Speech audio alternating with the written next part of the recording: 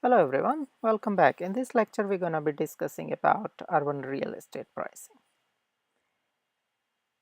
In simple terms, we are trying to model or find out a mathematical equation for house pricing in cities.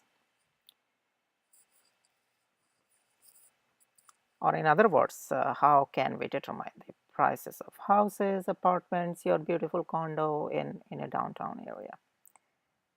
So in a simple sense, we're going to be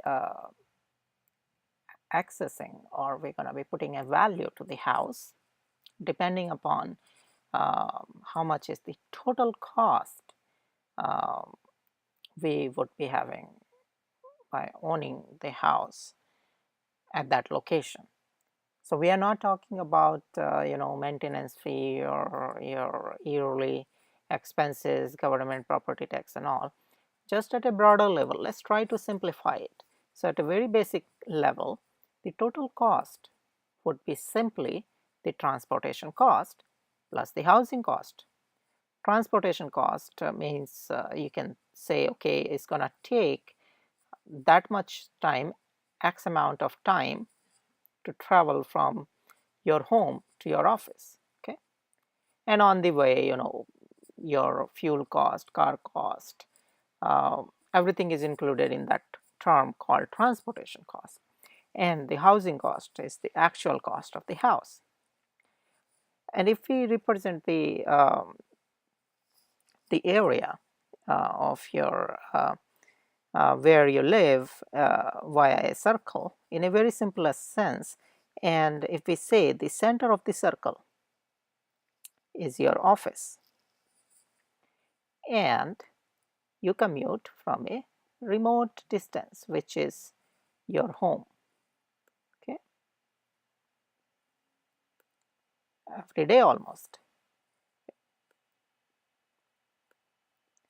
and at a distance r, we can say, okay, how much distance is there between your home and office is r. So if we try to put these two terms in a form of simple equation, we can simply say that total cost is nothing but the cost which incurs in transportation, and that is again a function of r, that is the distance, because you might come from 2 kilometers or your home may be at 10 kilometers, okay, and some factor or constant lambda, some function of basically distance, plus your actual price of the housing, which is also, let's say, in a function of r, or distance.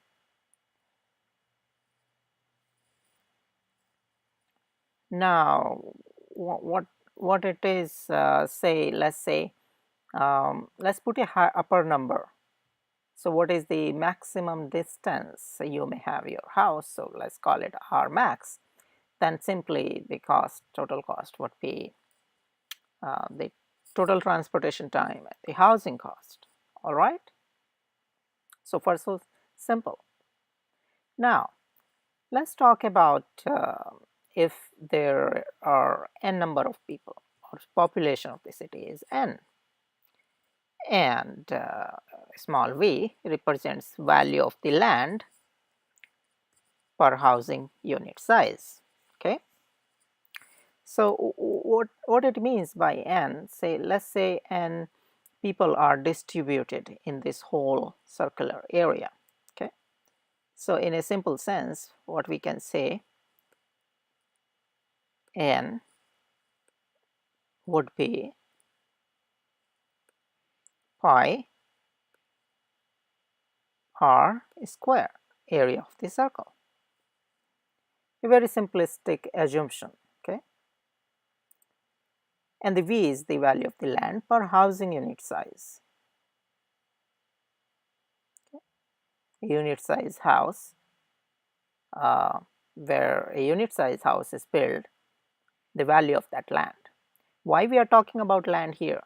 Remember that the house would cost approximately the same whether you built it in downtown or you built it in a suburb or rural area.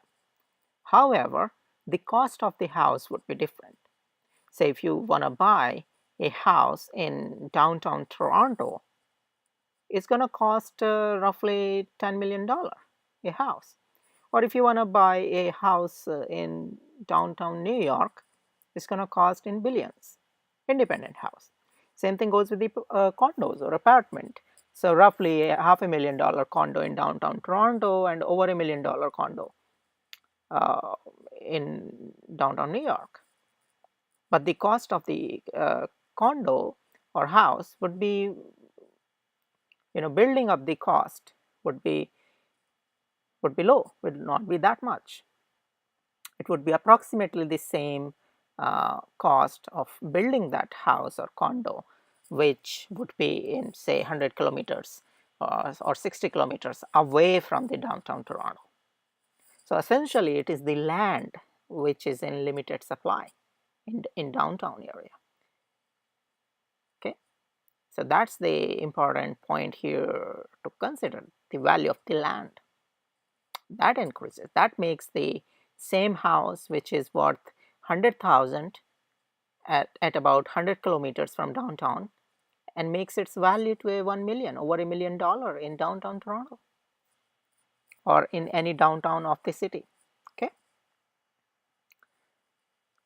so if we have these two parameters, how we can simply write in equation form: transportation cost plus the value of the land. Okay, now we can further simplify it. The transportation cost, as we were discussing earlier, n is population, or let me write it here, it's brighter, pi r square.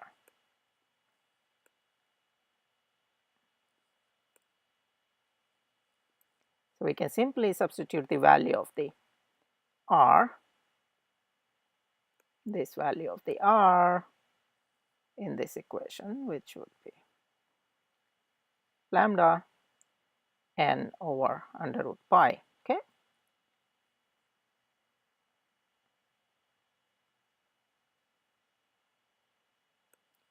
so how r square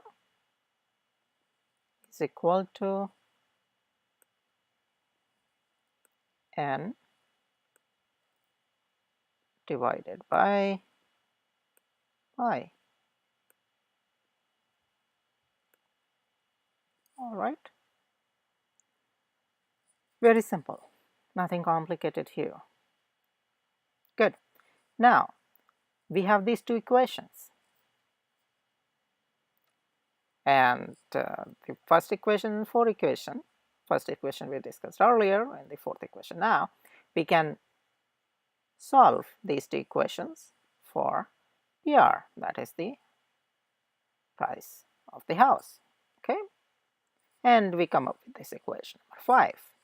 Now if we try to plot it, okay, or try to come up with a fancy graphics, or try to analyze its pattern on a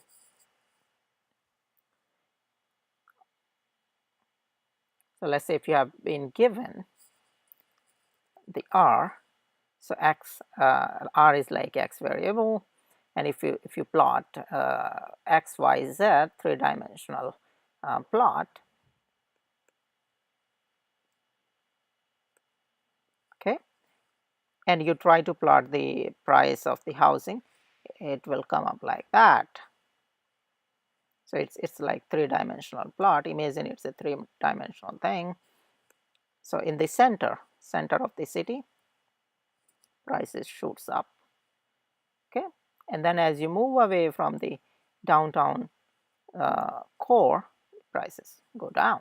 Okay, and another interesting point here is that the price is directly proportional to n. So n means number of people. So population increase in the city will increase the price of the house. So that's another important point we learned, that if there are more people coming to downtown area, of course the housing prices will go up. Okay, and if we try to put it on this circle, the concentration of see here, see, as you can see here in the middle, gonna be more, or let's say costlier houses, and as you move away from the center, the cost of the house or price of the house would be less.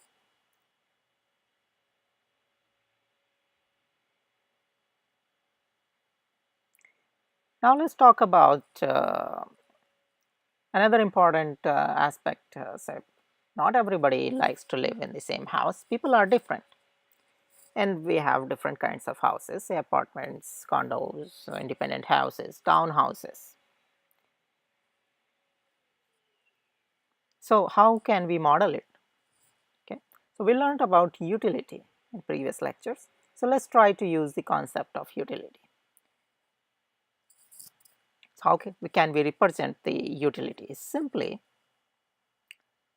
a very simplistic function by this equation, where the utility of preference would be the size of the house to the power some parameter alpha minus lambda r is same, the transportation cost, and PR into H would be simply the price of the house multiplied by the size. Okay, now here we are taking into consideration the preference of the what kind of house people would like. So it's a preferential utility function. Very simple, nothing much complicated here. And in this equation, alpha is supposed to be less than 1. If it is greater than 1, that equation doesn't make sense.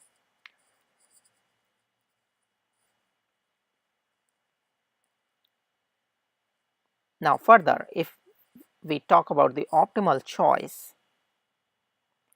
then in that case the house size we can just simply represent by this equation, uh, alpha over PR 1 over 1 minus alpha, and if we substitute back in the utility function, we can get the utility, okay, for the optimal choice by this equation.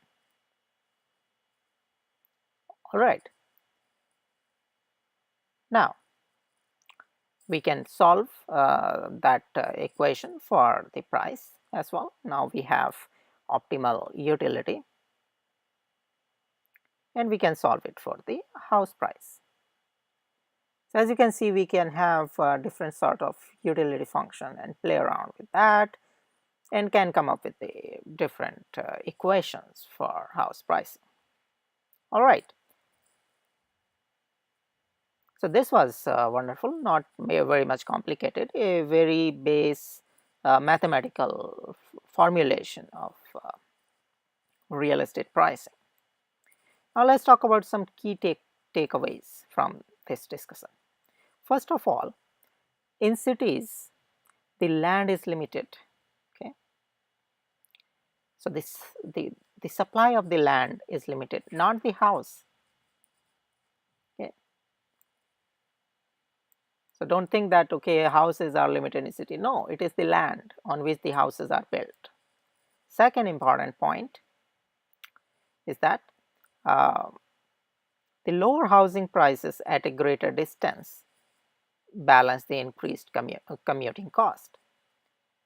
So think about that you're gonna, if you gonna say live at 100 kilometers away from downtown, and you have to commute every day to work, think about how much time you're gonna be spending. So your transportation cost would increase. Of course, your house would be cheaper at a remote distance, but you're gonna lose on to transportation cost. But at the same time, if you live closer to your work, which is, we already assumed that your office is in the center of the downtown, then you don't have to bear the cost in transportation, and you will have more time or energy, whatnot, but you have to pay the price for it in terms of housing cost.